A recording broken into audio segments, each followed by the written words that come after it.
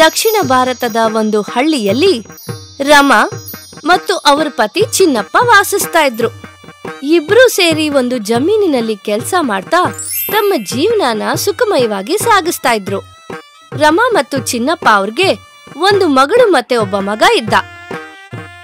ಅವರು ತಮ್ಮ ಇಬ್ರು ಮಕ್ಕಳನ್ನ ಚೆನ್ನಾಗಿ ಓದಿಸಿ ದೊಡ್ಡೋರ್ ಮಾಡ್ಬೇಕು ಅಂತ ಇದ್ರು. ಆದ್ರೆ ಇದ್ದಕ್ಕಿದ್ದ ಹಾಗೆ ಚಿನ್ನಪ್ಪನವರ ಆರೋಗ್ಯ ಹದಗೆಡ್ತು. ಅವರು ತುಂಬಾ ಕಾಯಿಲೆ ಬಿದ್ರು. ಈಗ ರಮಾಗೆ ಜಮೀನಲ್ಲಿ ಕೆಲ್ಸಾನೂ ಮಾಡ್ಬೇಕಾಗಿತ್ತು, ಮನೆಯಲ್ಲಿ ತಮ್ಮ ಮಕ್ಕಳ ಬಗ್ಗೆನೂ ಗಮನ ಹರಿಸಬೇಕಾಗಿತ್ತು ಮತ್ತು ಅನಾರೋಗ್ಯದ ಪತಿಯನ್ನು ಕೂಡ.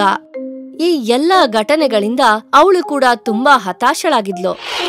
ಒಂದು ದಿನ ಚಿನ್ನಪ್ಪನನ್ನು ನೋಡಲು ಅವನ ತಮ್ಮ ಮೋಹನ್ ಬಂದ.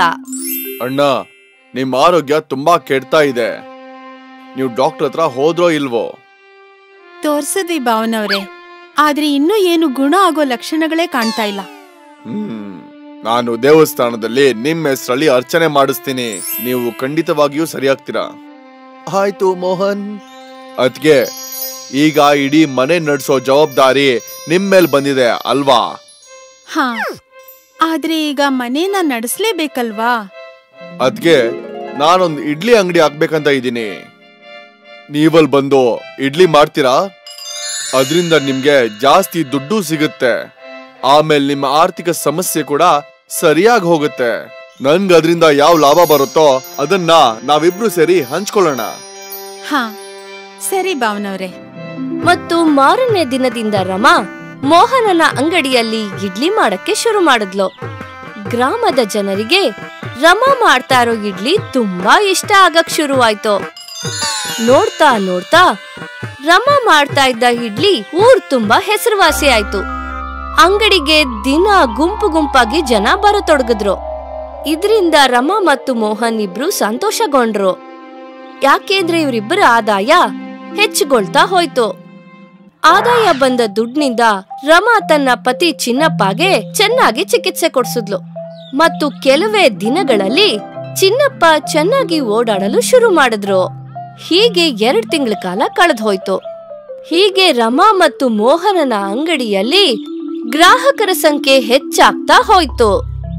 ಮತ್ತು ಅವತ್ತು ರಮಾ ಯೋಚನೆ ಮಾಡಿದ್ಲು, ಅಯ್ಯೋ, ಇಲ್ಲಿ ಇಷ್ಟೊಂದ್ ಜನ ಸೇರೋದು ನಾನ್ ಮಾಡೋ ಇಡ್ಲಿ ರುಚಿಯಿಂದ. ಇದರ ಲಾಭದಲ್ಲಿ ನನ್ಗೆ ಜಾಸ್ತಿ ಸಿಗ್ಬೇಕು.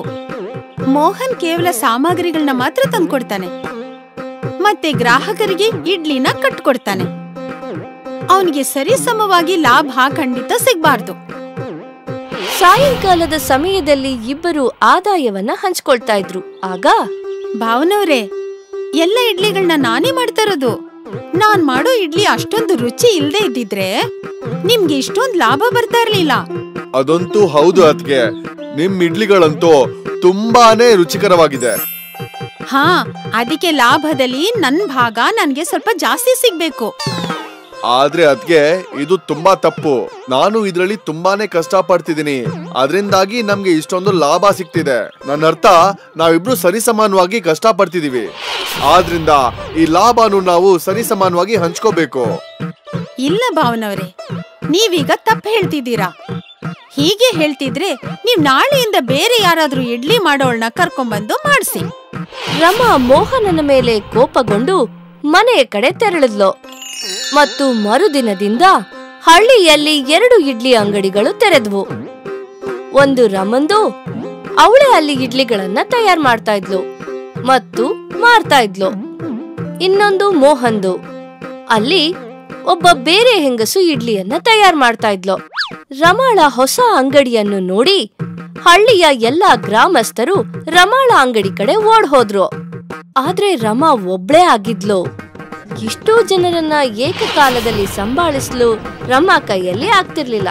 ಇದರಿಂದ ಕಸಿವಿಸಿಗೊಂಡ ಗ್ರಾಮಸ್ಥರು ಮೋಹನನ ಅಂಗಡಿಯ ಕಡೆ ವಾಪಸ್ಸಾದ್ರು. ಅಲ್ಲಿ ಮೋಹನ್ ಎಂದಿನಂತೆ ಗ್ರಾಹಕರಿಗೆ ಹಸನ್ಮುಖಿಯಾಗಿ ಇಡ್ಲಿ ಕೊಟ್ಟು ಉಪಚರಿಸಿದ. ಈ ರೀತಿ ದಿನ ನಡೀತಾ ಇತ್ತು. ಮತ್ತು ನೋಡ್ತಾ ನೋಡ್ತಾನೆ ಗ್ರಾಮಸ್ಥರೆಲ್ಲರೂ ಮೋಹನನ ಅಂಗಡಿಗೆ ಇಡ್ಲಿ ತಗೊಳ್ಳೋದಕ್ಕೆ ಹೊರಟು ಹೋಗ್ತಾ ಇದ್ರು. ಈಗ ರಮಾ ಅಂಗಡಿಯ ಮುಂದೆ ಒಬ್ಳೇ ನಿಂತು ಬಹಳ ಪಶ್ಚಾತ್ತಾಪವನ್ನ ಪಡ್ತಾ ಇದ್ಲು. ಅಯ್ಯೋ ನಾನೇನ್ ಮಾಡ್ದೆ? ನನ್ಗನ್ಸಿತ್ತು ಇಡ್ಲಿ ಮಾಡೋದೇ ದೊಡ್ಡ ಕೆಲ್ಸ ಅಂತ. ಆದ್ರೆ ಅಲ್ಲ, ಮೋಹನ್ ಹಾಗೆ ಗ್ರಾಹಕರನ್ನ ನಿಭಾಯಿಸೋದೇ ದೊಡ್ಡ ಕೆಲ್ಸ. ಏನಿಲ್ಲ ಅಂದ್ರು ನಾನ್ ಮೋಹನ್ ಜೊತೆಗಿದ್ದಿದ್ರೆ ನಂಗೊಳ್ಳೆ ದುಡ್ಡಾದ್ರೂ ಸಿಕ್ತಿತ್ತು. ಆದ್ರೆ ಈಗ ನನ್ನ ಇಡ್ಲಿನ ಯಾರು ಕೇಳೋರೇ ಇಲ್ವಲ್ಲ. ರಮಾಗೆ ತನ್ನ ಇಡ್ಲಿಗಳ ಬಗ್ಗೆ ಹೆಮ್ಮೆ ಇತ್ತು. ಈಗ ಅದು ನುಚ್ಚು ನೂರಾಗಿತ್ತು. ಅದಕ್ಕೆ ಹೇಳೋದು, ಅಹಂಕಾರ ಅನ್ನೋದು ಗಾಜಿದ್ದಾಗಿರತ್ತೆ. ಅದು ಒಂದಲ್ಲ ಒಂದಿಸ ಖಂಡಿತ ಹೊಡೆಯುತ್ತೆ. ಅಬ್ದುಲ್ ಒಬ್ಬ ಅಡ್ಗೆ ಭಟ್ಟ ಆಗಿದ್ದ. ಅವನು ಸುಲ್ತಾನ್ ಅಣ್ಣನ ಅಂಗಡಿನಲ್ಲಿ ತಂದೂರಿ ಮಾಡ್ತಾ ಇದ್ದ. ಅಣ್ಣ, ನನಗೆ ಒಂದು ತಂದೂರಿ ಪಾರ್ಸಲ್ ಕೊಡು. ಖಂಡಿತ ಕೊಡ್ತೀನಿ. ನಿಮ್ ಕೈಯಾರೆ ಮಾಡೋ ತಂದೂರಿ ರುಚಿ ಎಲ್ಲೂ ಕೂಡ ಸಿಗೋದೇ ಇಲ್ಲ. ನಾನು ಎಷ್ಟೋ ಹೋಟ್ಲುಗಳಲ್ಲಿ ತಂದೂರಿನ ತಿಂದಿದ್ದೀನಿ, ಆದ್ರೆ ನಿಮ್ ಕೈಯಾರೆ ಮಾಡೋ ತಂದೂರಿ ರುಚಿ ಅಂತೂ ಎಲ್ಲೂ ಸಿಗೋದೇ ಇಲ್ಲ. ಧನ್ಯವಾದ. ನಿಮ್ಗೆ ನನ್ನ ತಂದೂರಿ ಇಷ್ಟ ಆಗಿದ್ಯಾ? ನನ್ಗೆ ಅದೇ ಖುಷಿ. ಎಷ್ಟೋ ವರ್ಷಗಳಿಂದ ಅಬ್ದುಲ್ ಇದೇ ಹೋಟೆಲ್ನಲ್ಲಿ ಕೆಲಸ ಮಾಡ್ತಿದ್ದ. ಎಲ್ಲ ಸರಿಯಾಗಿ ನಡೀತಾ ಇತ್ತು. ಆದ್ರೆ ಒಂದು ದಿನ ಸುಲ್ತಾನ್ ಅಣ್ಣನ ಮಗ ಅಫ್ಜಲ್ ಹೋಟೆಲ್ ನೋಡ್ಕೊಳ್ಳೋದಿಕ್ಕೆ ಶುರು ಮಾಡ್ದ. ಅಣ್ಣ, ನಿಮ್ಮ ಹೋಟ್ಲಿನ ತಂದೂರಿ ರುಚಿ ತುಂಬಾ ಚೆನ್ನಾಗಿದೆ. ಹಾ ಹಾ ಹಾ ನನಗ್ ಗೊತ್ತಿದೆ ಸರ್. ಎಷ್ಟೋ ಗ್ರಾಹಕರು ಅಬ್ದುಲ್ ಅವರ ತಂದೂರಿಗೆ ಹೊಗಳ್ತಾರೆ. ಅದನ್ನ ಕೇಳಿ ಅಬ್ದುಲ್ಗೆ ನಗು ಬಂತು. ಯಾಕಂದ್ರೆ ಅಫ್ಜಲ್ ತಲೆನಲ್ಲಿ ಓಡ್ತಾ ಇರೋಂತ ಕುತಂತ್ರದ ಬಗ್ಗೆ ಅವನಿಗೆ ಗೊತ್ತಿರ್ಲಿಲ್ಲ. ಅಫ್ಜಲ್ ಆಗ್ಲೇ ಯೋಚನೆ ಮಾಡ್ಬಿಟ್ಟಿದ್ದ ತಂದೂರಿ ಕೌಂಟರ್ನ ದೊಡ್ಡದ್ ಮಾಡ್ಬೇಕು ಅಂತ. ಮತ್ತೆ ತುಂಬಾ ಜನ ಕೆಲಸದವ್ರನ್ನೂ ಕೂಡ. ಅಬ್ದುಲ್ ಅವ್ರೆ, ನೀವ್ ಬೇರೆ ಕೆಲ್ಸಗಾರರಿಗೂ ಕೂಡ ನೀವ್ ಮಾಡೋ ತರ ತಂದೂರಿ ಕಲಿಸ್ಕೊಡ್ಬೇಕು. ಅದು ಏನಂದ್ರೆ, ನಾನು ತಂದೂರಿ ಕೌಂಟರ್ನ ದೊಡ್ಡದ್ ಮಾಡ್ಬೇಕು ಅಂತಿದ್ದೀನಿ. ಆಗ ಹೆಚ್ಚಾಗಿ ನಾವು ಆರ್ಡರ್ ತಗೋಬಹುದು. ಖಂಡಿತ, ನಾನ್ ಎಲ್ಲಾ ಕೆಲ್ಸಗಾರರಿಗೂ ಹೇಳ್ಕೊಡ್ತೀನಿ. ಅದನ್ನ ಕೇಳಿ ಅಫ್ಜಲ್ಗೆ ಖುಷಿ ಆಯ್ತು. ಸ್ವಲ್ಪ ದಿನದ ನಂತರ ತಂದೂರಿ ಕೌಂಟರ್ ದೊಡ್ಡದಾಯ್ತು. ಇನ್ನೂ ಇಬ್ರು ಅಡ್ಗೆಯವರು ಕೌಂಟರ್ಗೆ ಬಂದ್ರು, ಅಲ್ತಾಫ್ ಮತ್ತೆ ಅರ್ಬಾಜ್. ಈಗ ನೋಡಿ ನನ್ನ ಮತ್ತೆ ಕಲ್ತ್ಕೊಳ್ಳಿ. ನಂತರ ಏನಾದ್ರೂ ನೀವು ತಂದೂರಿನ ಮಾಡಿದ್ರೆ ಗ್ರಾಹಕರೆಲ್ಲ ನಿಮ್ಗೂ ಕೂಡ ಹೊಗಳ್ತಾರೆ. ಅಬ್ದುಲ್ ಇಬ್ಬರಿಗೂ ತಂದೂರಿ ಮಾಡೋದ್ ಹೇಗೆ ಅಂತ ಕಲಿಸ್ತಾ ಇದ್ದ. ಸ್ವಲ್ಪ ದಿನದಲ್ಲೇ ಅವರಿಬ್ರು ಅಬ್ದುಲ್ ಥರನೇ ತಂದೂರಿ ಮಾಡೋದನ್ನ ಕಲ್ತ್ಕೊಂಡ್ರು. ನನ್ಗನ್ಸುತ್ತೆ ಇನ್ಮುಂದೆ ನಿಮ್ ಹೋಟ್ಲು ಹಗ್ಲು ರಾತ್ರಿ ಚೆನ್ನಾಗ್ ದುಡಿಯುತ್ತೆ ಅಂತ. ನಿಮ್ಮ ಮಾತು ನಿಜವಾಗ್ಲಿ ಅಬ್ದುಲ್ ಅವ್ರೆ. ಅಬ್ದುಲ್ ಒಳ್ಳೆ ಮನ್ಸಿಂದನೇ ಆ ಇಬ್ರು ಅಡ್ಗೆಯವ್ರಿಗೆ ತಂದೂರಿ ಮಾಡೋದನ್ನ ಕಲ್ಸಿದ್ದ. ಆದ್ರೆ ಅಫ್ಜಲ್ ತುಂಬಾ ಚಾಲಾಕಿ ಆಗಿದ್ದ. ಅವನ್ ತಲೆನಲ್ಲಿ ದುಡ್ಡು ಸಂಪಾದನೆ ಮಾಡೋದಷ್ಟೇ ತುಂಬಿಕೊಂಡಿತ್ತು. ಹಾಗಾಗಿ ಅವನು ಹೊಸ ಪೌಲ್ಟ್ರಿ ಅವನ್ ಜೊತೆ ಒಪ್ಪಂದ ಮಾಡ್ಕೊಂಡ. ಈ ಪೌಲ್ಟ್ರಿ ಅವನು ಅಫ್ಜಲ್ಗೆ ಸತ್ ಹೋಗಿರೋ ಕೋಳಿನ ಕಮ್ಮಿ ದುಡ್ಡಲ್ಲಿ ಕೊಡ್ತಿದ್ದ. ಅದ್ರಿಂದ ಅಫ್ಜಲ್ ಸಂಪಾದನೆ ಜಾಸ್ತಿ ಆಗಿತ್ತು. ತಂದೂರಿ ಕೌಂಟರ್ ದೊಡ್ಡದಾಗಿದ್ದ ಕಾರಣ ಗ್ರಾಹಕರು ಜಾಸ್ತಿ ಆಗಿದ್ರು. ಎಲ್ಲ ಚೆನ್ನಾಗೇ ನಡೀತಿತ್ತು. ಆದ್ರೆ ಒಂದು ದಿನ ಅಬ್ದುಲ್ ತಡರಾತ್ರಿವರೆಗೂ ಹೋಟೆಲ್ನಲ್ಲಿದ್ದಾಗ ಹೋಟೆಲ್ ಯಜಮಾನ ಸುಲ್ತಾನ್ ಅಣ್ಣ ಅಲ್ಲಿಗ್ ಬರ್ತಾರೆ. ಮಗು ಅಫ್ಜಲ್, ಹೇಗ್ ನಡೀತಾ ಇದೆ ಹೋಟೆಲ್ಲು? ಚೆನ್ನಾಗ್ ನಡೀತಿದೆ ಅಪ್ಪ. ನಾನ್ ಕೇಳ್ಪಟ್ಟೆ ನೀನು ಪೊಲೆಟ್ರಿ ಅವ್ರನ್ನ ಬದಲಾಯಿಸಿದ್ಯಂತೆ. ಹೌದು ಅಪ್ಪ, ಈ ಹೊಸ ಪೊಲೆಟ್ರಿ ಅವರು ನಮ್ಗೆ ಕಡಿಮೆ ಬೆಲೆಯಲ್ಲಿ ಕೋಳಿ ಕೊಡ್ತಿದ್ದಾರೆ. ಹೌದಾ? ಆದ್ರೆ ಅದು ಹೇಗೆ? ಅದು ಹೇಗಂದ್ರೆ ಆ ಕೋಳಿಗಳು ಮೊದ್ಲೇ ಸತ್ತೋಗಿರುತ್ತೆ. ಅಯ್ಯೋ ದೇವ್ರೇ, ನೀನೆಂತ ಕೆಲ್ಸ ಮಾಡ್ತಿದ್ಯಾ ಮಗು? ಇದು ತಪ್ಪು. ಈ ತರ ಮಾಡ್ಬಾರ್ದು ನೀನು. ಒಂದ್ ವೇಳೆ ನಮ್ಮ ತಂದೂರಿ ತಿಂದು ಯಾರಾದ್ರೂ ಹುಷಾರ್ ತಪ್ಪಿದ್ರೆ ಆ ಭಗವಂತ ನಮ್ಮನ್ನ ಸುಮ್ನೆ ಬಿಡಲ್ಲ. ಆತರ ಎಲ್ಲ ಏನೂ ಆಗಲ್ಲ ಅಪ್ಪ. ಎಲ್ಲಾ ಹೋಟ್ಲವರು ಹೀಗೇನೆ ಮಾಡೋದು. ನನ್ನ ಎಲ್ಲಾ ಗೆಳೆಯರ ಹೋಟ್ಲಲ್ಲೂ ಹೀಗೇನೆ ಮಾಡೋದು. ಇಲ್ಲಿವರೆಗೂ ಯಾರೂ ಹುಷಾರ್ ತಪ್ಪಿಲ್ಲ. ಇನ್ ಮುಂದೆನೂ ಆಗೋದಿಲ್ಲ. ನನ್ನ ಕೆಲ್ಸ ನಿನಗೆ ಬುದ್ಧಿವಾದ ಹೇಳೋದು, ಉಳ್ದಿದ್ದೆಲ್ಲ ನಿನಗ್ ಬಿಟ್ಟಿದ್ದು. ಈಗ ಹೋಟೆಲ್ಲು ನಿಂದು. ನೀನೇ ಈ ಹೋಟೆಲಿನ ಮಾಲೀಕ. ಒಳ್ಳೇದೋ ಕೆಟ್ಟದೋ ಎಲ್ಲಾ ತೀರ್ಮಾನ ನಿಂದೆ, ಸರಿನಾ? ಸುಲ್ತಾನ್ ಅಣ್ಣ ಅಲ್ಲಿಂದ ಹೊರಟೋಗ್ತಾರೆ. ಈ ಎಲ್ಲಾ ಮಾತುಗಳನ್ನ ಅಬ್ದುಲ್ ಕೇಳಿಸ್ಕೊಂಡ. ಸ್ವಲ್ಪ ಹೊತ್ತಿನ ನಂತರ ಅವನು ಕೂಡ ತನ್ನ ಮನೆಗೆ ಹೊರಟೋದ. ರಾತ್ರಿ ಅಬ್ದುಲ್ ಇದೇ ವಿಚಾರನ ಯೋಚಿಸ್ತಾ ಇದ್ದ. ನಾನ್ ಇಂಥ ಜಾಗದಲ್ಲಿ ಕೆಲಸ ಮಾಡಲ್ಲ. ಇವರು ಜನರ ಆರೋಗ್ಯದಲ್ಲಿ ಆಟ ಆಡ್ತಿದ್ದಾರೆ. ಈ ತರ ಮಾಡೋದು ತಪ್ಪು. ಆದ್ರೆ ಅಫ್ಜಲ್ ಅವರು ನನ್ ಮಾತನ್ನ ಕೇಳಲ್ಲ. ಅದಕ್ಕಿಂತ ಒಳ್ಳೇದು ನಾನ್ ಈ ಕೆಲ್ಸನ ಬಿಡೋದು. ಅಬ್ದುಲ್ ಯೋಚಿಸ್ತಾನೆ ಸುಲ್ತಾನ್ ಹೋಟೆಲ್ನಲ್ಲಿ ಕೆಲಸ ಮಾಡೋದನ್ನ ಬಿಟ್ಬಿಡ್ಬೇಕು ಅಂತ. ಮಾರನೇ ದಿನ ಅವನು ಹೋಟೆಲ್ಗೆ ಹೋಗ್ತಾನೆ. ನಾನು ನಿನ್ನೆ ಎಲ್ಲಾನು ಕೇಳಿಸ್ಕೊಂತಾ ಇದ್ದೆ. ನನ್ ಮನ್ಸು ಇಂಥ ಕೆಲಸ ಮಾಡೋದಕ್ಕೆ ಒಪ್ಕೊಂತಿಲ್ಲ. ನಾನ್ ಈ ಹೋಟೆಲನ್ನ ಬಿಟ್ಟು ಹೋಗ್ತೀನಿ. ಪರವಾಗಿಲ್ಲ, ನಿನ್ಗೇನನ್ಸುತ್ತೆ? ನೀನ್ ಹೋದ್ರೆ ನನ್ನ ಹೋಟ್ಲು ಮುಚ್ಚೋಗುತ್ತೆ ಅಂತನಾ? ಖಂಡಿತ ಇಲ್ಲ. ಆದ್ರೆ ನಿನಗೆ ಯಾವುದೇ ಹೋಟ್ಲಲ್ಲಿ ಕೆಲ್ಸ ಅಂತೂ ಸಿಗೋದಿಲ್ಲ. ಇದಂತೂ ನಿಜ ಅಬ್ದುಲ್ ಅವ್ರೆ. ನನಗ್ ನಂಬಿಕೆ ಇದೆ. ನಾನು ಕೆಲ್ಸ ಇಲ್ದೆ ಬೇಕಂದ್ರೂ ಇರ್ತೀನಿ, ಆದ್ರೆ ಪಾಪದಲ್ಲಿ ಮಾತ್ರ ಭಾಗ್ಯ ಆಗೋದಿಲ್ಲ. ಅಬ್ದುಲ್ ಹಾಗ್ ಹೇಳಿ ಅಲ್ಲಿಂದ ಹೊರಟೋಗ್ತಾನೆ. ಅವನು ಎಷ್ಟೋ ಹೋಟೆಲ್ಗಳಲ್ಲಿ ಕೆಲ್ಸಕ್ ಹುಡುಕ್ತಾ ಇರ್ತಾನೆ, ಆದ್ರೆ ಅವನಿಗೆ ಯಾರೂ ಕೆಲ್ಸ ಕೊಡಲ್ಲ. ಬೇಜಾರ್ ಮಾಡ್ಕೊಂಡು ಒಂದು ದಿನ ಗೆಳೆಯ ಮುಸ್ತಫನ ಸೈಕಲ್ ಶಾಪ್ ಅಲ್ಲಿ ಕೂತಿದ್ದ. ಏನಾಯ್ತಪ್ಪ, ಇವತ್ತು ನಿನ್ಗೆ ಕೆಲ್ಸ ಸಿಕ್ಕಿಲ್ವಾ? ಇಲ್ಲ ಗೆಳೆಯ, ಏನ್ ಮಾಡೋದೋ ಗೊತ್ತಾಗ್ತಿಲ್ಲ. ನನಗೆ ತಂದೂರಿ ಮಾಡೋದ್ ಬಿಟ್ರೆ ಬೇರೆ ಏನ್ ಕೆಲ್ಸನೂ ಗೊತ್ತೇ ಇಲ್ಲ. ನಿನಗೆ ಯಾರು ಹೇಳಿದ್ದು ಬೇರೆ ಕೆಲ್ಸ ಮಾಡು ಅಂತ? ನಾನ್ ಏನ್ ಹೇಳಕ್ ಬಂದೆ ಅಂದ್ರೆ, ನೀನು ನಿಂದೇ ಒಂದು ತಂದೂರಿ ಕೌಂಟರ್ನ ಓಪನ್ ಮಾಡು. ಅಷ್ಟೊಂದು ದುಡ್ಡಿಲ್ಲ ನನ್ನ ಹತ್ರ. ತಂದೂರಿ ಮಾಡೋದು ತುಂಬಾ ದುಬಾರಿ, ಮತ್ತೆ ಹೋಟೆಲು ಬೇಕಾಗುತ್ತೆ, ಮತ್ತೆ ಬಾಡ್ಗೆ. ಇಷ್ಟೆಲ್ಲ ನಾನು ಎಲ್ಲಿಂದ ಮಾಡ್ಲಿ? ನಿನ್ನ ಈ ಸಮಸ್ಯೆಗೆಲ್ಲ ನನ್ಗೆ ಒಂದೇ ಪರಿಹಾರ ಗೊತ್ತಿರೋದು, ಸ್ವಲ್ಪ ಕಾಯಿ. ಮುಸ್ತಫಾ ಹಳೆ ಸೈಕಲಿಂದ 2 ಚಕ್ರನ ತಂದು ಮಧ್ಯದಲ್ಲಿ ತೂತ ಮಾಡಿ ಒಂದು ಕಬ್ಣದ ರಾಡ್ ಹಾಕ್ತಾನೆ. ತಗೊಂಡ್ ಹೋಗೋ. ಇದೇನಿದು? ಹೇಳ್ತೀನಿ. ಮುಸ್ತಫನ್ ಹತ್ರ ಒಂದು ತಳ್ಳೋ ಗಾಡಿ ಇತ್ತು. ಮುಸ್ತಫಾ ಆ ತಳ್ಳೋ ಗಾಡಿನ ಪೂರ್ತಿಯಾಗಿ ರೆಡಿ ಮಾಡ್ತಾನೆ. ಆಮೇಲೆ ಆ ತಂದೂರನ್ನ ಆ ಗಾಡಿ ಮೇಲಿಡ್ತಾನೆ. ಈಗ ಇದ್ರ ಕೆಳಗೆ ಉರಿಯೋ ಅಂತ ಬೆಂಕಿ ಇಡು, ಮತ್ತೆ ಇದನ್ನ ಸುತ್ತಿ ಸುತ್ತಿ ತಂದೂರಿ ಮಾಡು. ಒರೆ ವಾ, ಇದಂತೂ ತುಂಬಾ ಚೆನ್ನಾಗಿದೆ. ನೀನ್ ಹೇಗ್ ಆಲೋಚನೆ ಮಾಡ್ದೆ? ನಾನ್ ನಿನ್ಗೆ ಸಹಾಯ ಮಾಡ್ಬೇಕು ಅನ್ಕೊಂಡೆ, ಹಾಗಾಗಿ ಈ ಉಪಾಯ ಉಳಿತು. ಧನ್ಯವಾದ ಗೆಳೆಯ. ಮಾರನೇ ದಿನ ಮುಸ್ತಫಾ ಆ ತಳ್ಳೋ ಗಾಡಿ ಮೇಲೆ ತನ್ನ ತಂದೂರಿ ಮಾರೋದಕ್ಕೆ ಶುರು ಮಾಡ್ತಾನೆ. ಮುಸ್ತಫಾ ತಂದೂರಿ ಮಾಡೋದ್ರಲ್ಲಿ ನಿಪುಣನಾಗಿದ್ದ. ಅವನ ಹತ್ರ ಹೋಟೆಲ್ ಇಲ್ದೇ ಇರೋ ಕಾರಣ ಅವನು ಮಾರ್ತಾ ಇರೋಂತ ತಂದೂರಿ ಬೆಲೆನ ಕಮ್ಮಿ ಇಟ್ಟಿದ್ದ. ಮುಸ್ತಫಾನ ತಳ್ಳೋ ಗಾಡಿ ಹತ್ರ ಯಾವಾಗ್ಲೂ ಜನಗಳ ಗುಂಪು ಸೇರಿರ್ತಾ ಇತ್ತು. ಇನ್ನೊಂದ್ ಕಡೆ ಸುಲ್ತಾನ್ ಹೋಟೆಲ್ನಲ್ಲಿ ಫುಡ್ ಆಫೀಸರ್ ಚೆಕ್ಕಿಂಗ್ ಬಂದ್ರು. ಸತ್ ಹೋಗಿರೋ ಕೋಳಿನ ಬಳಸ್ತಿದ್ದಾರೆ ಅಂತ ಹೋಟೆಲ್ನ ಸೀಸ್ ಮಾಡಿದ್ರು. ಆಮೇಲೆ ಅಫ್ಜಲ್ನ ಅರೆಸ್ಟ್ ಮಾಡಿ ಜೈಲಿಗೆ ಹಾಕಿದ್ರು. ಬಹುಶಃ ಇದು ದೇವರ ನಿಯಮ ಅನ್ಸತ್ತೆ. ಒಳ್ಳೆಯವ್ರಿಗೆ ಯಾವಾಗ್ಲೂ ಒಳ್ಳೇದೇ ಆಗತ್ತೆ, ಕೆಟ್ಟವ್ರಿಗೆ ಕೆಟ್ಟದೇ ಆಗತ್ತೆ. ಅದಕ್ಕೆ ಹೇಳೋದು, ಒಳ್ಳೇದ್ ಮಾಡಿದ್ರೆ ಒಳ್ಳೆ ಫಲನೇ ಸಿಗತ್ತೆ ಅಂತ. ಅಬ್ದುಲ್ ಒಬ್ಬ ಅಡಿಗೆ ಭಟ್ಟ ಆಗಿದ್ದ. ಅವನು ಸುಲ್ತಾನ್ ಅಣ್ಣನ ಅಂಗಡಿನಲ್ಲಿ ತಂದೂರಿ ಮಾಡ್ತಾ ಇದ್ದ. ಅಣ್ಣ, ನನಗೆ ಒಂದು ತಂದೂರಿ ಪಾರ್ಸಲ್ ಕೊಡು. ಖಂಡಿತ ಕೊಡ್ತೀನಿ. ನಿಮ್ ಕೈಯಾರೆ ಮಾಡೋ ತಂದೂರಿ ರುಚಿ ಎಲ್ಲೂ ಕೂಡ ಸಿಗೋದೇ ಇಲ್ಲ. ನಾನ್ ಎಷ್ಟೋ ಹೋಟ್ಲುಗಳಲ್ಲಿ ತಂದೂರಿನ ತಿಂದಿದ್ದೀನಿ, ಆದ್ರೆ ನಿಮ್ ಕೈಯಾರೆ ಮಾಡೋ ತಂದೂರಿ ರುಚಿ ಅಂತೂ ಎಲ್ಲೂ ಸಿಗೋದೇ ಇಲ್ಲ. ಧನ್ಯವಾದ. ನಿಮ್ಗೆ ನನ್ನ ತಂದೂರಿ ಇಷ್ಟ ಆಗಿದ್ಯಾ? ನನ್ಗೆ ಅದೇ ಖುಷಿ. ಎಷ್ಟೋ ವರ್ಷಗಳಿಂದ ಅಬ್ದುಲ್ ಇದೇ ಹೋಟೆಲ್ನಲ್ಲಿ ಕೆಲಸ ಮಾಡ್ತಿದ್ದ. ಎಲ್ಲ ಸರಿಯಾಗಿ ನಡೀತಾ ಇತ್ತು. ಆದ್ರೆ ಒಂದು ದಿನ ಸುಲ್ತಾನ್ ಅಣ್ಣನ ಮಗ ಅಫ್ಜಲ್ ಹೋಟೆಲ್ ನೋಡ್ಕೊಳ್ಳೋದಿಕ್ಕೆ ಶುರು ಮಾಡ್ದ.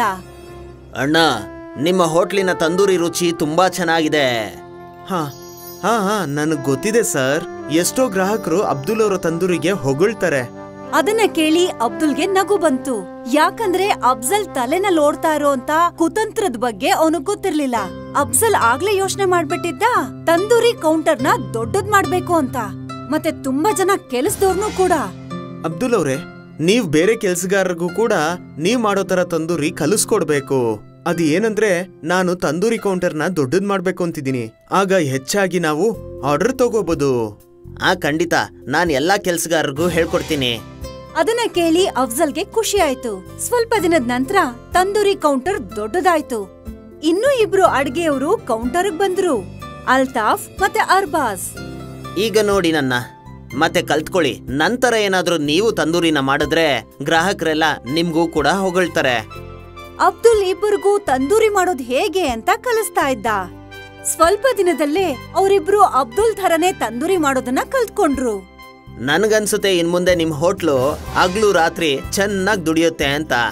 ನಿಮ್ಮ ಮಾತು ನಿಜವಾಗ್ಲಿ ಅಬ್ದುಲ್ ಅವ್ರೆ. ಅಬ್ದುಲ್ ಒಳ್ಳೆ ಮನ್ಸಿಂದನೇ ಆ 2 ಅಡ್ಗೆಯವ್ರಿಗೆ ತಂದೂರಿ ಮಾಡೋದನ್ನ ಕಲ್ಸಿದ್ದ. ಆದ್ರೆ ಅಫ್ಜಲ್ ತುಂಬಾ ಚಾಲಾಕಿ ಆಗಿದ್ದ. ಅವನ್ ತಲೆನಲ್ಲಿ ದುಡ್ಡು ಸಂಪಾದನೆ ಮಾಡೋದಷ್ಟೇ ತುಂಬಿಕೊಂಡಿತ್ತು. ಹಾಗಾಗಿ ಅವನು ಹೊಸ ಪೌಲ್ಟ್ರಿ ಅವನ್ ಜೊತೆ ಒಪ್ಪಂದ ಮಾಡ್ಕೊಂಡ. ಈ ಪೌಲ್ಟ್ರಿ ಅವನು ಅಫ್ಜಲ್ಗೆ ಸತ್ ಹೋಗಿರೋ ಕೋಳಿನ ಕಮ್ಮಿ ದುಡ್ಡಲ್ಲಿ ಕೊಡ್ತಿದ್ದ. ಅದರಿಂದ ಅಫ್ಜಲ್ ಸಂಪಾದನೆ ಜಾಸ್ತಿ ಆಗಿತ್ತು. ತಂದೂರಿ ಕೌಂಟರ್ ದೊಡ್ಡದಾಗಿದ್ದ ಕಾರಣ ಗ್ರಾಹಕರು ಜಾಸ್ತಿ ಆಗಿದ್ರು. ಎಲ್ಲ ಚೆನ್ನಾಗೇ ನಡೀತಿತ್ತು. ಆದ್ರೆ ಒಂದು ದಿನ ಅಬ್ದುಲ್ ತಡರಾತ್ರಿವರೆಗೂ ಹೋಟೆಲ್ನಲ್ಲಿದ್ದಾಗ ಹೋಟೆಲ್ ಯಜಮಾನ ಸುಲ್ತಾನ್ ಅಣ್ಣ ಅಲ್ಲಿಗ್ ಬರ್ತಾರೆ. ಮಗು ಅಫ್ಜಲ್, ಹೇಗ್ ನಡೀತಾ ಇದೆ ಹೋಟೆಲ್ಲು? ಚೆನ್ನಾಗ್ ನಡೀತಿದೆ ಅಪ್ಪ. ನಾನ್ ಕೇಳ್ಪಟ್ಟೆ ನೀನು ಪೊಲೆಟ್ರಿ ಅವ್ರನ್ನ ಬದಲಾಯಿಸಿದ್ಯಂತೆ. ಹೌದು ಅಪ್ಪ, ಈ ಹೊಸ ಪೊಲೆಟ್ರಿ ಅವರು ನಮ್ಗೆ ಕಡಿಮೆ ಬೆಲೆಯಲ್ಲಿ ಕೋಳಿ ಕೊಡ್ತಿದ್ದಾರೆ. ಹೌದಾ? ಆದ್ರೆ ಅದು ಹೇಗೆ? ಅದು ಹೇಗಂದ್ರೆ ಆ ಕೋಳಿಗಳು ಮೊದ್ಲೇ ಸತ್ತೋಗಿರುತ್ತೆ. ಅಯ್ಯೋ ದೇವ್ರೇ, ನೀನೆಂತ ಕೆಲ್ಸ ಮಾಡ್ತಿದ್ಯಾ ಮಗು? ಇದು ತಪ್ಪು. ಈ ತರ ಮಾಡ್ಬಾರ್ದು ನೀನು.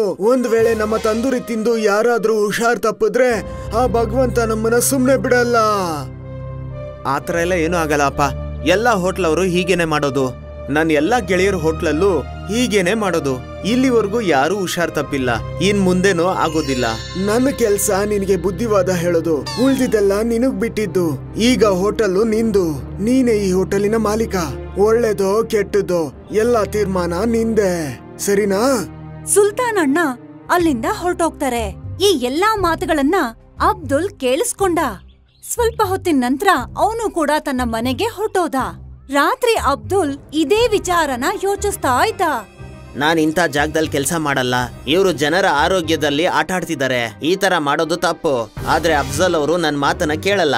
ಅದಕ್ಕಿಂತ ಒಳ್ಳೇದು ನಾನ್ ಈ ಕೆಲ್ಸನ ಬಿಡೋದು. ಅಬ್ದುಲ್ ಯೋಚಿಸ್ತಾನೆ ಸುಲ್ತಾನ್ ಹೋಟೆಲ್ನಲ್ಲಿ ಕೆಲಸ ಮಾಡೋದನ್ನ ಬಿಟ್ಬಿಡ್ಬೇಕು ಅಂತ.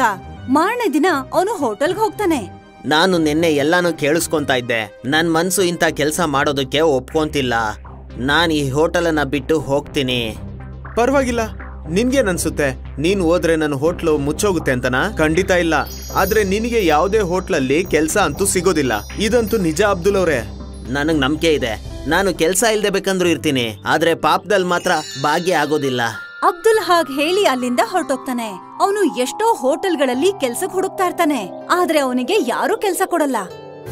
ಬೇಜಾರ್ ಮಾಡ್ಕೊಂಡು ಒಂದು ದಿನ ಗೆಳೆಯ ಮುಸ್ತಫನ ಸೈಕಲ್ ಶಾಪ್ ಅಲ್ಲಿ ಕೂತಿದ್ದ. ಏನಾಯ್ತಪ್ಪ, ಇವತ್ತು ನಿನ್ಗೆ ಕೆಲ್ಸ ಸಿಕ್ಕಿಲ್ವಾ? ಇಲ್ಲ ಗೆಳೆಯ, ಏನ್ ಮಾಡೋದೋ ಗೊತ್ತಾಗ್ತಿಲ್ಲ. ನನಗೆ ತಂದೂರಿ ಮಾಡೋದ್ ಬಿಟ್ರೆ ಬೇರೆ ಏನ್ ಕೆಲ್ಸನೂ ಗೊತ್ತೇ ಇಲ್ಲ. ನಿನಗೆ ಯಾರು ಹೇಳಿದ್ದು ಬೇರೆ ಕೆಲ್ಸ ಮಾಡು ಅಂತ? ನಾನ್ ಏನ್ ಹೇಳಕ್ ಬಂದೆ ಅಂದ್ರೆ, ನೀನು ನಿಂದೇ ಒಂದು ತಂದೂರಿ ಕೌಂಟರ್ನ ಓಪನ್ ಮಾಡು. ಅಷ್ಟೊಂದು ದುಡ್ಡಿಲ್ಲ ನನ್ನ ಹತ್ರ. ತಂದೂರಿ ಮಾಡೋದು ತುಂಬಾ ದುಬಾರಿ, ಮತ್ತೆ ಹೋಟೆಲು ಬೇಕಾಗುತ್ತೆ, ಮತ್ತೆ ಬಾಡ್ಗೆ. ಇಷ್ಟೆಲ್ಲ ನಾನು ಎಲ್ಲಿಂದ ಮಾಡ್ಲಿ? ನಿನ್ನ ಈ ಸಮಸ್ಯೆಗೆಲ್ಲ ನನ್ಗೆ ಒಂದೇ ಪರಿಹಾರ ಗೊತ್ತಿರೋದು, ಸ್ವಲ್ಪ ಕಾಯಿ.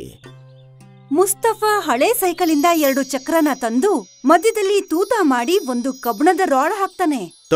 ತಗೊಂಡ್ ಹೋಗೋ. ಇದೇನಿದು? ಹೇಳ್ತೀನಿ. ಮುಸ್ತಫನ್ ಹತ್ರ ಒಂದು ತಳ್ಳೋ ಗಾಡಿ ಇತ್ತು. ಮುಸ್ತಫಾ ಆ ತಳ್ಳೋ ಗಾಡಿನ ಪೂರ್ತಿಯಾಗಿ ರೆಡಿ ಮಾಡ್ತಾನೆ. ಆಮೇಲೆ ಆ ತಂದೂರನ್ನ ಆ ಗಾಡಿ ಮೇಲಿಡ್ತಾನೆ. ಈಗ ಇದ್ರ ಕೆಳಗೆ ಉರಿಯೋ ಅಂತ ಬೆಂಕಿ ಇಡು, ಮತ್ತೆ ಇದನ್ನ ಸುತ್ತಿ ಸುತ್ತಿ ತಂದೂರಿ ಮಾಡು. ಒರೆ ವಾ, ಇದಂತೂ ತುಂಬಾ ಚೆನ್ನಾಗಿದೆ. ನೀನ್ ಹೇಗ್ ಆಲೋಚನೆ ಮಾಡ್ದೆ? ನಾನ್ ನಿನ್ಗೆ ಸಹಾಯ ಮಾಡ್ಬೇಕು ಅನ್ಕೊಂಡೆ, ಹಾಗಾಗಿ ಈ ಉಪಾಯ ಉಳಿತು. ಧನ್ಯವಾದ ಗೆಳೆಯ. ಮಾರನೇ ದಿನ ಮುಸ್ತಫಾ ಆ ತಳ್ಳೋ ಗಾಡಿ ಮೇಲೆ ತನ್ನ ತಂದೂರಿ ಮಾರೋದಕ್ಕೆ ಶುರು ಮಾಡ್ತಾನೆ. ಮುಸ್ತಫಾ ತಂದೂರಿ ಮಾಡೋದ್ರಲ್ಲಿ ನಿಪುಣನಾಗಿದ್ದ. ಅವನ ಹತ್ರ ಹೋಟೆಲ್ ಇಲ್ದೇ ಇರೋ ಕಾರಣ ಅವನು ಮಾರ್ತಾ ಇರೋಂತ ತಂದೂರಿ ಬೆಲೆನ ಕಮ್ಮಿ ಇಟ್ಟಿದ್ದ.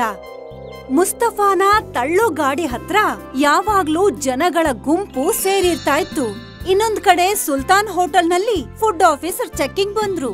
ಸತ್ ಹೋಗಿರೋ ಕೋಳಿನ ಬಳಸ್ತಿದ್ದಾರೆ ಅಂತ ಹೋಟೆಲ್ನ ಸೀಸ್ ಮಾಡಿದ್ರು. ಆಮೇಲೆ ಅಫ್ಜಲ್ನ ಅರೆಸ್ಟ್ ಮಾಡಿ ಜೈಲಿಗೆ ಹಾಕಿದ್ರು. ಬಹುಶಃ ಇದು ದೇವರ ನಿಯಮ ಅನ್ಸತ್ತೆ. ಒಳ್ಳೆಯವ್ರಿಗೆ ಯಾವಾಗ್ಲೂ ಒಳ್ಳೇದೇ ಆಗತ್ತೆ, ಕೆಟ್ಟವ್ರಿಗೆ ಕೆಟ್ಟದೇ ಆಗತ್ತೆ. ಅದಕ್ಕೆ ಹೇಳೋದು, ಒಳ್ಳೇದ್ ಮಾಡಿದ್ರೆ ಒಳ್ಳೆ ಫಲನೇ ಸಿಗತ್ತೆ ಅಂತ. ವಿಜಯನಗರದಲ್ಲಿ ರಘುನಾಥ್ ಅನ್ನೋ ಒಬ್ಬ ಕೂಲಿಗಾರ ಇದ್ದ. ಅವನು ಪ್ರತಿದಿನ ಕೂಲಿ ಮಾಡೋದಿಕ್ಕೆ ಅವ್ರ ಊರಿಂದ ತುಂಬಾ ದೂರ ಹೋಗ್ತಾ ಇದ್ದ. ರಘುನಾಥನ ಹೆಂಡತಿ ಲಕ್ಷ್ಮಿ ಅಂತ. ಅವರಿಗೆ 2 ಮಕ್ಕಳಿದ್ರು, ಮಹೇಶ್, ಆಶಾ. ಇಡೀ ಕುಟುಂಬ ಖುಷಿಯಾಗಿತ್ತು. ಒಂದು ದಿನ ಏನಾಯ್ತು ಅಂದ್ರೆ, ರಘುನಾಥ ಪ್ರತಿದಿನ ತರ ಕೂಲಿ ಮಾಡೋದಿಕ್ಕೆ ಬೇರೆ ಊರಿಗೆ ಹೋಗಿದ್ದ. ಅವನು ರೋಡ್ ಕ್ರಾಸ್ ಮಾಡುವಾಗ ಒಂದು ಟ್ರಕ್ ಬಂದು ಅವನಿಗೆ ಗುದ್ದಿ ಆಕ್ಸಿಡೆಂಟ್ ಆಗೋಗತ್ತೆ. ರಘುನಾಥ್ನ ಹಾಸ್ಪಿಟಲ್ ನಲ್ಲಿ ಅಡ್ಮಿಟ್ ಮಾಡ್ತಾರೆ. ಅವನ ಇಡೀ ಕುಟುಂಬ ದುಃಖದಲ್ಲಿತ್ತು. ಮಕ್ಕಳು ಅಳ್ತಾ ಇದ್ರು. ಲಕ್ಷ್ಮಿ ಎಲ್ರನ್ನೂ ನಿಭಾಯಿಸೋದಿಕ್ಕೆ ಪ್ರಯತ್ನ ಪಡ್ತಾ ಇದ್ಲು. ನೋಡಿ, ನಿಮ್ಮಪ್ಪ ಸರಿ ಹೋಗ್ತಾರೆ. ನೀವಿಬ್ರು ಹೀಗ್ ಅಳ್ತಾ ಇದ್ರೆ ಅದು ನಿಮ್ಮಪ್ಪನ್ಗೆ ಇಷ್ಟ ಆಗಲ್ಲ. ಅಪ್ಪ ಯಾವಾಗ ಸರಿ ಹೋಗ್ತಾರೆ? ಹೇಳಮ್ಮ. ಆದಷ್ಟು ಬೇಗ. ನೀವಿಬ್ರು ಯೋಚನೆ ಮಾಡ್ಬೇಡಿ, ನಾನು ಎಲ್ಲ ಸರಿ ಮಾಡ್ತೀನಿ. ಹೀಗೆ ಎಷ್ಟೋ ದಿನ ಕಳ್ದ್ ಹೋಯ್ತು. ರಘುನಾಥ್ನ ಪರಿಸ್ಥಿತಿ ಇವಾಗ್ಲೂ ಹಾಗೆ ಇತ್ತು. ಅವನ್ ಇವಾಗ್ಲೂ ಕೂಡ ನಡೆಯೋದಕ್ಕಾಗ್ತಾ ಇರ್ಲಿಲ್ಲ. ಒಂದು ದಿನ ಒಬ್ಳು ನರ್ಸ್ ಲಕ್ಷ್ಮಿ ಹತ್ರ ಬರ್ತಾಳೆ. ನಿಮ್ಮನ್ನ ಡಾಕ್ಟರ್ ಕರೀತಾ ಇದ್ದಾರೆ. ಲಕ್ಷ್ಮಿ ಡಾಕ್ಟರ್ ಕ್ಯಾಬಿನ್ಗೆ ಹೋಗ್ತಾಳೆ. ನೋಡಿಮ್ಮ, ನಾನ್ ನಿಮ್ಗೆ ನೋವು ಮಾಡ್ಬೇಕು ಅಂತ ಇದನ್ನೆಲ್ಲ ಹೇಳ್ತಾ ಇಲ್ಲ. ನಿಮ್ ಹಸ್ಬೆಂಡ್ ನ 2 ಕಾಲ್ಗಳಿಗೆ ಆಪರೇಷನ್ ಮಾಡ್ಬೇಕಾಗತ್ತೆ. ಆಗ್ಲೇ ಅವರು ನಡೆಯಕ್ಕಾಗೋದು. ಆದ್ರೆ ನಿಮ್ಮ ಪರಿಸ್ಥಿತಿ ನೋಡಿದ್ರೆ ಹಾಗನ್ನಿಸ್ತಾ ಇಲ್ಲ. ನೀವಿಷ್ಟು ಖರ್ಚನ್ನ ಮಾಡಿ ಆಪರೇಷನ್ ಮಾಡಿಸ್ತೀರಾ ಅಂತ. ಎಷ್ಟ್ ಖರ್ಚಾಗತ್ತೆ ಡಾಕ್ಟ್ರೇ? ಹತ್ತತ್ರ 20 ಲಕ್ಷ ಆಗುತ್ತೆ. ಅಯ್ಯೋ ದೇವ್ರೆ. ಈಗೇನಾದ್ರೂ ಅವ್ರ ಆಪರೇಷನ್ ಆಗ್ಲಿಲ್ಲ ಅಂದ್ರೆ ಇನ್ಯಾವತ್ತೂ ಅವರು ನಡೆಯೋದಕ್ಕಾಗೋದೇ ಇಲ್ಲ. ಈಗ ನೀವು ನಿಮ್ ಪರಿಸ್ಥಿತಿನ ನೋಡ್ಕೊಂಡು ಹೇಳಿ. ಅಕಸ್ಮಾತ್ ನೀವೇನಾದ್ರೂ ಅವ್ರ ಆಪರೇಷನ್ಗೆ ದುಡ್ಡು ಅರೇಂಜ್ ಮಾಡ್ಬಿಟ್ರೆ ಅದು ತುಂಬಾನೇ ಒಳ್ಳೆ ವಿಷಯ. ಸರಿ ಡಾಕ್ಟರ್, ನಾನ್ ಪ್ರಯತ್ನ ಪಡ್ತೀನಿ. ಲಕ್ಷ್ಮಿ ಯೋಚನೆ ಮಾಡ್ತಿರ್ತಾಳೆ ಹೇಗೆ ತನ್ನ ಗಂಡನ್ಗೆ ಟ್ರೀಟ್ಮೆಂಟ್ ಕೊಡ್ಸೋದು ಅಂತ. ಅವಳು ಮಕ್ಕಳನ್ನ ಕರ್ಕೊಂಡು ಮನೆಗ್ ಹೋಗ್ತಾಳೆ, ತನ್ನ ಒಡವೆಗಳನ್ನ ನೋಡ್ತಾಳೆ. ಇದು ತುಂಬಾ ಕಡಿಮೆ ಇದೆ, ಇದ್ರಲ್ಲಿ 1 ಲಕ್ಷ ರೂಪಾಯಿ ಕೂಡ ನನಗ್ ಸಿಗಲ್ಲ. ಮನೆ ಬೇರೆ ಮೇಂಟೈನ್ ಮಾಡ್ಬೇಕು, ಅವ್ರಿಗೆ ಟ್ರೀಟ್ಮೆಂಟ್ ಬೇರೆ ಕೊಡಿಸ್ಬೇಕು. ಹೇಗ್ ಮಾಡೋದು ಇದನ್ನೆಲ್ಲ? ಲಕ್ಷ್ಮಿ ಅವಳ ಒಡವೆಗಳನ್ನ ನೋಡ್ತಾ ಇರ್ತಾಳೆ. ಆ ಸಮಯಕ್ಕೆ ಅವಳ ಮಕ್ಕಳು ಅಲ್ಲಿಗೆ ಬರ್ತಾರೆ. ಅಮ್ಮ, ನೀನೇನಾದ್ರೂ ಈ ತಾಳಿನ ಮತ್ತೆ ಬಳೆಗಳನ್ನ ಮಾರ್ಬಿಡ್ತೀಯಾ? ಅದನ್ನ ಬಿಟ್ಟು ಬೇರೆ ದಾರಿ ಕಾಣಿಸ್ತಾ ಇಲ್ಲ ಪುಟ್ಟ. ಅಮ್ಮ, ನಾವೊಂದ್ ವೇಳೆ ಎಲ್ರೂ ಸೇರಿ ಕೆಲ್ಸ ಮಾಡಿದ್ರೆ ಹೇಗೆ? ನೀನ್ ತುಂಬಾ ಚೆನ್ನಾಗಿ ಇಡ್ಲಿ ಮಾಡ್ತೀಯಮ್ಮ. ಒಂದ್ ವೇಳೆ ನಾವೇನಾದ್ರೂ ಇಡ್ಲಿ ಗಾಡಿ ಹಾಕಿದ್ರೆ ಅದನ್ನ ನಾವು ಮಾಡಬಹುದು. ಆದ್ರೆ ಅದರಿಂದ ನಮಗ್ ಬೇಕಾಗಿರೋಷ್ಟು ದುಡ್ಡು ಸಿಗತ್ತಾ? 20 ಲಕ್ಷ. ಅಮ್ಮ, ಪ್ರಯತ್ನ ಅಂತೂ ಮಾಡಿ ನೋಡೋಣ.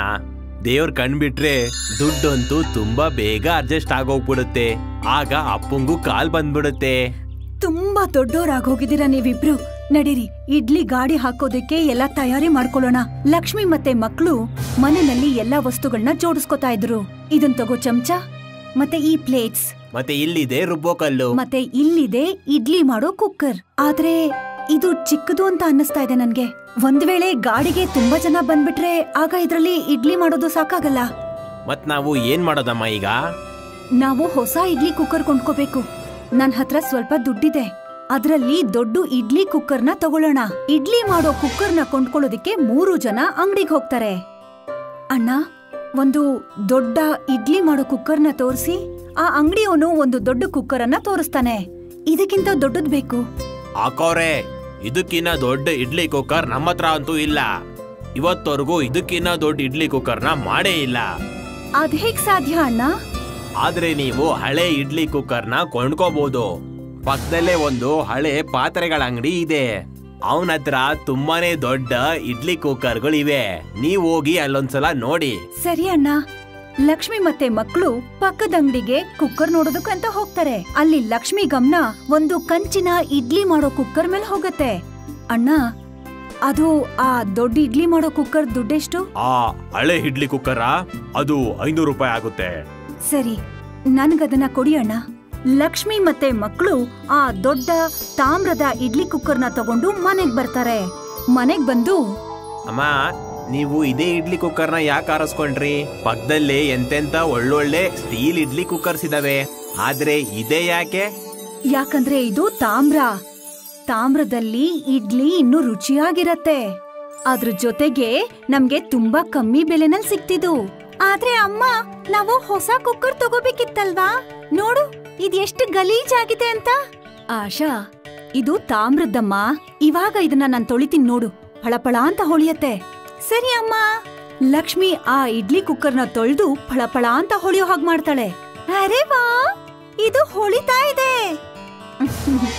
ಹೇಳಿದ್ನಲ್ಲ ನಾನು.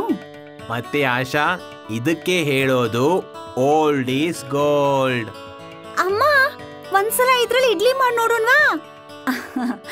ಹಾ, ಮಾಡ್ತೀನಿ. ಲಕ್ಷ್ಮಿ ಆ ಇಡ್ಲಿ ಕುಕ್ಕರ್ ಪ್ಲೇಟ್ ಅಲ್ಲಿ ಇಡ್ಲಿ ಹಿಟ್ಟನ್ನ ಹಾಕಿ ಅದನ್ನ ಗ್ಯಾಸ್ ಮೇಲೆ ಇಡ್ತಾಳೆ. ನಾವೀಗ 8 ನಿಮಿಷ ಕಾಯ್ಬೇಕು ಅಲ್ವಾ ಅಮ್ಮ? ಹಾ, ಖಂಡಿತ. ಇಬ್ರು ಮಕ್ಕಳು ಕೂಡ ಇಡ್ಲಿ ಆಗೋದಕ್ಕೆ ಕಾಯ್ತಾ ಇದ್ರು. ಅವರಿಬ್ರು ಕಣ್ಣು ಗಡಿಯಾರದ ಮುಳ್ಳಿನ ಮೇಲೆ ಇತ್ತು. ಯಾವಾಗ ಗಡಿಯಾರದಲ್ಲಿ 8 ನಿಮಿಷ ಆಯ್ತು, 8 ನಿಮಿಷ ಆಯ್ತು. ಹಾ, ತಾಳ್ಮೆ ಇರ್ಲಿ, ತೆಗಿತೀನಿ. ಯಾವಾಗ ಲಕ್ಷ್ಮಿ ಆ ಕುಕ್ಕರ್ನ ತೆಗಿತಾಳೋ ಆಗ ಕುಕ್ಕರ್ ಒಳಗಡೆಯಿಂದ ಒಂದು ಬೆಳಕ್ ಕಾಣಿಸುತ್ತೆ. ಬಿಳಿ ಹಿಟ್ಟು, ಚಿನ್ನದ ಬಣ್ಣ ಹೇಗಾಯ್ತು? ಲಕ್ಷ್ಮಿ ಯಾವಾಗ ಇಡ್ಲಿನ ಹೊರಗ್ ತೆಗಿತಾಳೋ ಅವಳಿಗೆ ಆಶ್ಚರ್ಯ ಆಗೋಯ್ತು. ಅಲ್ಲ, ಈ ಇಡ್ಲಿ ಕಲ್ಲಿಂದ ಹೇಗಾಯ್ತಮ್ಮ? ಕಲ್ಲಿಂದಲ್ಲ, ಚಿನ್ನದ್ದು. ಚಿನ್ನದ ಇಡ್ಲಿನ. ಲಕ್ಷ್ಮಿ ಒಂದು ಚಿನ್ನದ ಇಡ್ಲಿನ ತಗೊಂಡು ಚಿನ್ನದ ಅಂಗಡಿಗೆ ಹೋಗ್ತಾಳೆ ಮತ್ತೆ ಅಲ್ಲಿ ಅದನ್ನ ಪರೀಕ್ಷೆ ಮಾಡಿಸ್ತಾಳೆ. ಇದು ಅಸಲಿ ಚಿನ್ನ. ಅದನ್ನ ಕೇಳಿ ಲಕ್ಷ್ಮಿಗೆ ತನ್ನ ಕಿವಿನ ತಾನೇ ನಂಬೋದಕ್ಕಾಗ್ಲಿಲ್ಲ. ಅವಳಲ್ಲಿಂದ ವಾಪಸ್ ಮನೆಗ್ ಬಂದು ತನ್ನ ಮಕ್ಕಳಿಗೆ ಆ ವಿಷಯನ ಹೇಳ್ತಾಳೆ. ಮಕ್ಕಳು ಖುಷಿನಲ್ಲಿ ಕುಂದಾಡ್ತಿರ್ತಾರೆ. ನಮ್ಮ ಹತ್ರ ಈಗ ಎಷ್ಟೊಂದ್ ಚಿನ್ನದ ಇಡ್ಲಿ ಇದೆ. ಅಮ್ಮ, ನಾವಿದನ್ನ ಮಾರಿ ನಮ್ಮಪ್ಪನ್ಗೆ ಟ್ರೀಟ್ಮೆಂಟ್ ಕೊಡಿಸ್ಬೋದಲ್ವಾ? ಹಾ, ನಮ್ ಹತ್ರ ಎಷ್ಟು ಚಿನ್ನ ಇದೆ ಅಂದ್ರೆ ನಾವ್ ಯೋಚನೆ ಕೂಡ ಮಾಡಕ್ಕಾಗಲ್ಲ ಮಕ್ಳ. ಸ್ವಲ್ಪ ದಿನದ ನಂತರ ಲಕ್ಷ್ಮಿ 2 ಇಡ್ಲಿನ ಚಿನ್ನದವನ್ಗೆ ಮಾರ್ಬಿಡ್ತಾಳೆ. ಅದ್ರಿಂದ ಬಂದ ದುಡ್ಡಿಂದ ತನ್ನ ಗಂಡನ್ಗೆ ಕಾಲಿನ ಆಪರೇಷನ್ ಮಾಡಿಸ್ತಾಳೆ. ರಘುನಾಥ್ ನಡೆಯಕ್ ಶುರು ಮಾಡ್ತಾನೆ. ಇನ್ನೂ 2 ಇಡ್ಲಿನ ಮಾರಿ ಲಕ್ಷ್ಮಿ ಒಂದು ಹೊಸ ಮನೆನ ಕೊಂಡ್ಕೋತಾಳೆ. ರಘುನಾಥ್ ಮತ್ತೆ ಅವನ ಕುಟುಂಬ ಹೊಸ ಮನೆಯಲ್ಲಿ ಖುಷಿಯಿಂದ ವಾಸ ಮಾಡ್ತಿರ್ತಾರೆ. ಇವತ್ತು ಕೂಡ ಆ ಇಡ್ಲಿ ಮಾಡೋ ಕುಕ್ಕರ್ ಲಕ್ಷ್ಮಿ ಹತ್ರನೇ ಇದೆ.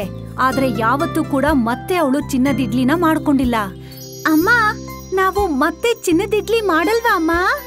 ಇಲ್ಲ, ಯಾಕಂದ್ರೆ ದೇವ್ರು ನಮ್ಗೆ ಎಷ್ಟು ಕೊಟ್ಟಿದನೋ ಅಷ್ಟು ನಮ್ಗೆ ಸಾಕಾಗತ್ತೆ.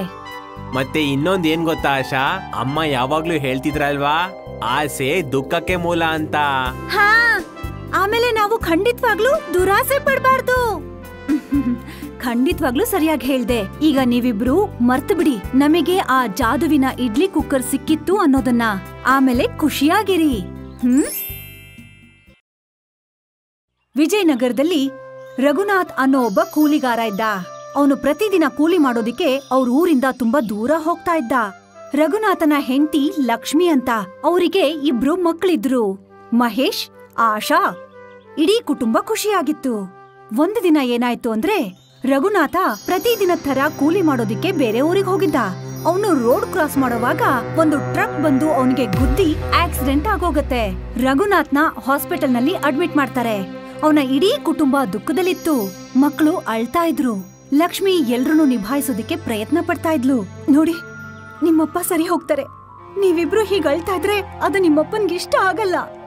ಅಪ್ಪ ಯಾವಾಗ ಸರಿ ಹೋಗ್ತಾರೆ? ಹೇಳಮ್ಮ. ಆದಷ್ಟು ಬೇಗ. ನೀವಿಬ್ರು ಯೋಚನೆ ಮಾಡ್ಬೇಡಿ, ನಾನು ಎಲ್ಲ ಸರಿ ಮಾಡ್ತೀನಿ. ಹೀಗೆ ಎಷ್ಟೋ ದಿನ ಕಳ್ದ್ ಹೋಯ್ತು. ರಘುನಾಥ್ನ ಪರಿಸ್ಥಿತಿ ಇವಾಗ್ಲೂ ಹಾಗೆ ಇತ್ತು.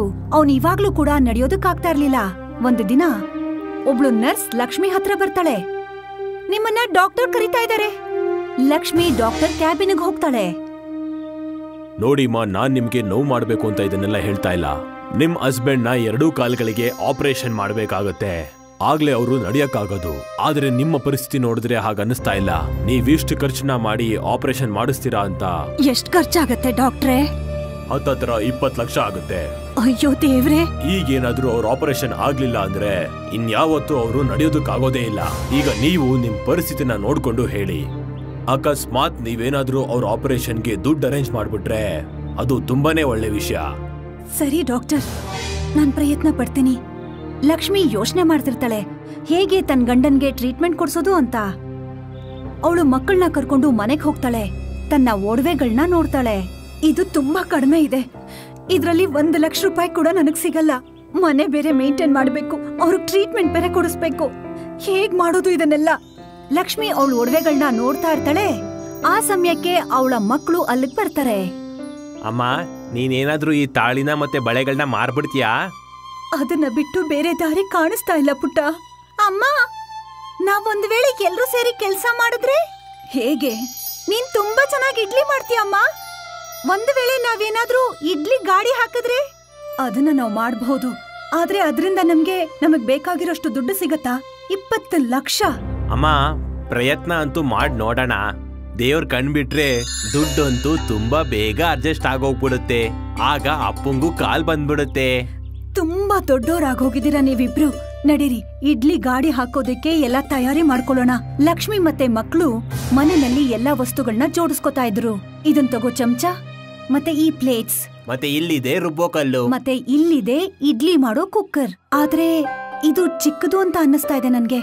ಒಂದ್ ವೇಳೆ ಗಾಡಿಗೆ ತುಂಬಾ ಜನ ಬಂದ್ಬಿಟ್ರೆ ಆಗ ಇದ್ರಲ್ಲಿ ಇಡ್ಲಿ ಮಾಡೋದು ಸಾಕಾಗಲ್ಲ. ಮತ್ ನಾವು ಏನ್ ಮಾಡೋದಮ್ಮ ಈಗ?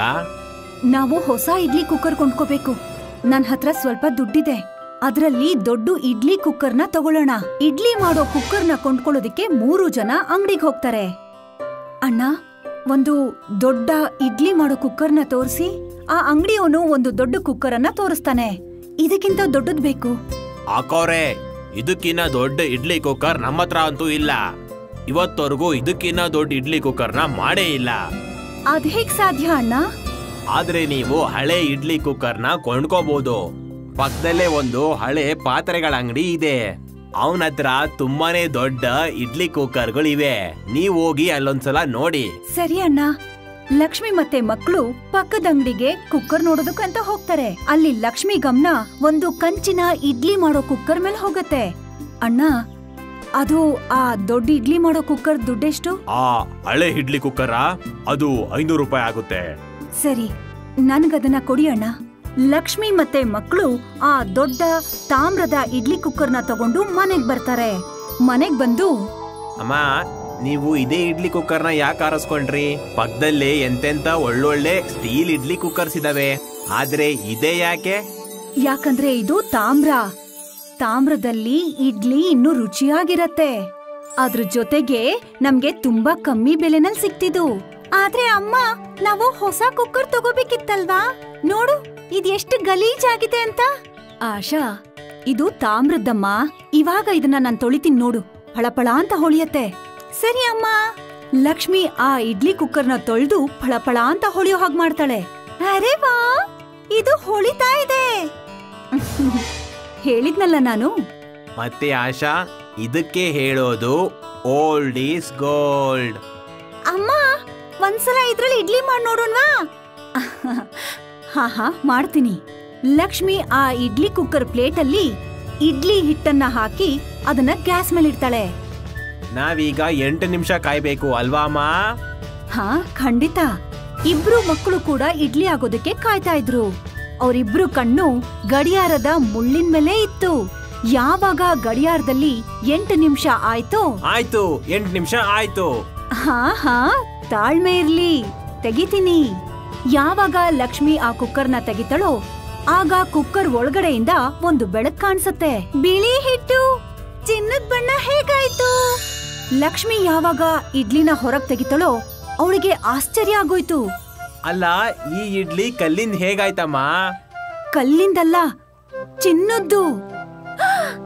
ಚಿನ್ನದ ಇಡ್ಲಿನ? ಲಕ್ಷ್ಮಿ ಒಂದು ಚಿನ್ನದ ಇಡ್ಲಿನ ತಗೊಂಡು ಚಿನ್ನದ ಅಂಗಡಿಗೆ ಹೋಗ್ತಾಳೆ ಮತ್ತೆ ಅಲ್ಲಿ ಅದನ್ನ ಪರೀಕ್ಷೆ ಮಾಡಿಸ್ತಾಳೆ. ಇದು ಅಸಲಿ ಚಿನ್ನ. ಅದನ್ನ ಕೇಳಿ ಲಕ್ಷ್ಮಿಗೆ ತನ್ನ ಕಿವಿನ ತಾನೇ ನಂಬೋದಕ್ಕಾಗ್ಲಿಲ್ಲ. ಅವಳಲ್ಲಿಂದ ವಾಪಸ್ ಮನೆಗ್ ಬಂದು ತನ್ನ ಮಕ್ಕಳಿಗೆ ಆ ವಿಷಯನ ಹೇಳ್ತಾಳೆ. ಮಕ್ಕಳು ಖುಷಿನಲ್ಲಿ ಕುಂದಾಡ್ತಿರ್ತಾರೆ. ನಮ್ಮ ಹತ್ರ ಈಗ ಎಷ್ಟೊಂದ್ ಚಿನ್ನದ ಇಡ್ಲಿ ಇದೆ. ಅಮ್ಮ, ನಾವಿದನ್ನ ಮಾರಿ ನಮ್ಮ ಅಪ್ಪನ್ಗೆ ಟ್ರೀಟ್ಮೆಂಟ್ ಕೊಡಿಸ್ಬೋದಲ್ವಾ? ಹಾ, ನಮ್ ಹತ್ರ ಎಷ್ಟು ಚಿನ್ನ ಇದೆ ಅಂದ್ರೆ ನಾವ್ ಯೋಚನೆ ಕೂಡ ಮಾಡಕ್ಕಾಗಲ್ಲ ಮಕ್ಳ. ಸ್ವಲ್ಪ ದಿನದ ನಂತರ ಲಕ್ಷ್ಮಿ 2 ಇಡ್ಲಿನ ಚಿನ್ನದವನ್ಗೆ ಮಾರ್ಬಿಡ್ತಾಳೆ. ಅದ್ರಿಂದ ಬಂದ ದುಡ್ಡಿಂದ ತನ್ನ ಗಂಡನ್ಗೆ ಕಾಲಿನ ಆಪರೇಷನ್ ಮಾಡಿಸ್ತಾಳೆ. ರಘುನಾಥ್ ನಡೆಯಕ್ ಶುರು ಮಾಡ್ತಾನೆ. ಇನ್ನೂ 2 ಇಡ್ಲಿನ ಮಾರಿ ಲಕ್ಷ್ಮಿ ಒಂದು ಹೊಸ ಮನೆನ ಕೊಂಡ್ಕೋತಾಳೆ. ರಘುನಾಥ್ ಮತ್ತೆ ಅವನ ಕುಟುಂಬ ಹೊಸ ಮನೆಯಲ್ಲಿ ಖುಷಿಯಿಂದ ವಾಸ ಮಾಡ್ತಿರ್ತಾರೆ. ಇವತ್ತು ಕೂಡ ಆ ಇಡ್ಲಿ ಮಾಡೋ ಕುಕ್ಕರ್ ಲಕ್ಷ್ಮಿ ಹತ್ರನೇ ಇದೆ. ಆದ್ರೆ ಯಾವತ್ತೂ ಕೂಡ ಮತ್ತೆ ಅವಳು ಚಿನ್ನದ ಇಡ್ಲಿನ ಮಾಡ್ಕೊಂಡಿಲ್ಲ. ಅಮ್ಮ, ನಾವು ಮತ್ತೆ ಚಿನ್ನದ ಇಡ್ಲಿ ಮಾಡಲ್ವಾ ಅಮ್ಮ? ಇಲ್ಲ, ಯಾಕಂದ್ರೆ ದೇವ್ರು ನಮ್ಗೆ ಎಷ್ಟು ಕೊಟ್ಟಿದನೋ ಅಷ್ಟು ನಮ್ಗೆ ಸಾಕಾಗತ್ತೆ. ಮತ್ತೆ ಇನ್ನೊಂದ್ ಏನ್ ಗೊತ್ತಾ ಆಶಾ? ಅಮ್ಮ ಯಾವಾಗ್ಲೂ ಹೇಳ್ತಿದ್ರಲ್ವಾ, ಆಸೆ ದುಃಖಕ್ಕೆ ಮೂಲ ಅಂತ. ಹಾ, ಆಮೇಲೆ ನಾವು ಖಂಡಿತವಾಗ್ಲೂ ದುರಾಸೆ ಪಡ್ಬಾರ್ದು. ಖಂಡಿತವಾಗ್ಲೂ ಸರಿಯಾಗಿ ಹೇಳ್ದೆ. ಈಗ ನೀವಿಬ್ರು ಮರ್ತು ಬಿಡಿ ನಮಗೆ ಆ ಜಾದುವಿನ ಇಡ್ಲಿ ಕುಕ್ಕರ್ ಸಿಕ್ಕಿತ್ತು ಅನ್ನೋದನ್ನ. ಆಮೇಲೆ ಖುಷಿಯಾಗಿರಿ.